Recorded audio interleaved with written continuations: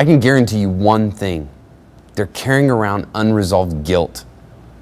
I mean, this is why you got parents that are expect perfection, and they're unbending, and they're so demanding of their kids. What they're doing is they're actually revealing the unresolved guilt that they're carrying with them. Here's the thing. When you feel unforgiven, when I feel unforgiven, we're unforgiving to others around us. Ephesians chapter 4, verse 32. Be kind and compassionate to one another, forgiving each other, just as in Christ God forgave you.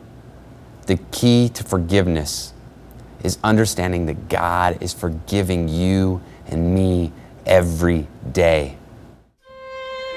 But when his fellow servant had seen what had taken place, she was greatly distressed, and she went and reported to their master all that had taken place. And when the master summoned him and said to him, You wicked servant, I forgave you all the debt because you pleaded with me.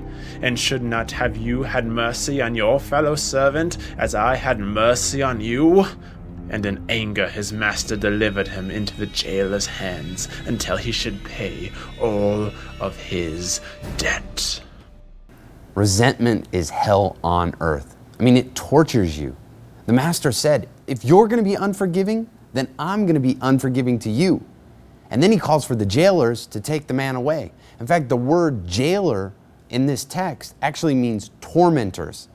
I mean, he's handing this guy over to the torture chamber. This is what resentment does to you and I. It tortures us. It binds us up. It keeps us bitter. It keeps us sour. It keeps us in our own little personal prison. And the other person has no clue that we're even resenting or holding on to this issue.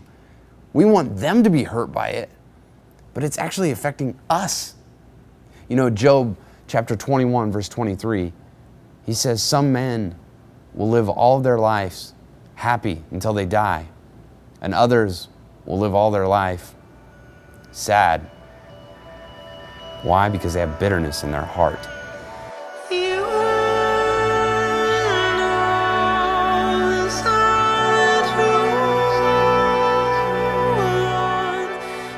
What bitter memory is stealing your happiness? I mean, what bitter memory will you not let go of? It's torturing you. And you've got to learn to just let it go. See, you need to learn to forgive. Not just because God forgave you, but really your own benefit too. See, nobody has to throw you in prison or torture you. You're doing it yourself. You're locking yourself in a prison. And so there are millions of people that have this unresolved resentment inside of them, and it plagues them year after year after year. And they have anger and they have anxiety. You've got to learn to forgive, offer that forgiveness to others, and accept that forgiveness. Why? Well, because God forgave you. Enjoy God's forgiveness. I mean, like, really enjoy God's forgiveness. Because once you can really accept that and understand that, you can really start to forgive other people around you. Somebody told John Wesley one time, I can never forgive that person. In which John Wesley replied back, I hope you never sin. See, forgiveness is a two-way street. In the Lord's Prayer, it says, forgive our debts as we forgive our debtors. Do you understand what's being asked of us there? I mean, do you really want to pray that prayer?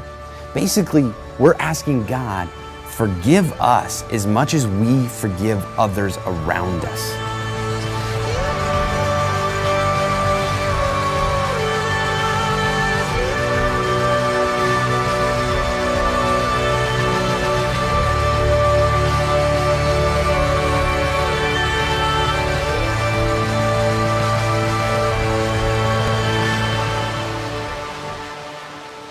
Notice in verse 35 that it says, forgive others from your heart. See, this isn't just lip service or intellectual forgiveness. I mean, this is something deep down. I mean, you've emotionally got to let it go. I hear people say all the time, well, I'll forgive, but I'm not going to forget. Well, that's not forgiveness. That's not forgiving from the heart. See, this parable is teaching that you and I need to live forgiveness as a lifestyle. I mean, it's perpetual. We're constantly being forgiven by God, and we got to forgive the people around us. Listen, you're going to get hurt. Life is going to be that way. I'm going to hurt people. You're going to hurt people. Why? Because we're imperfect. But we need God's forgiveness. And we need to give God's forgiveness out to the other people around us.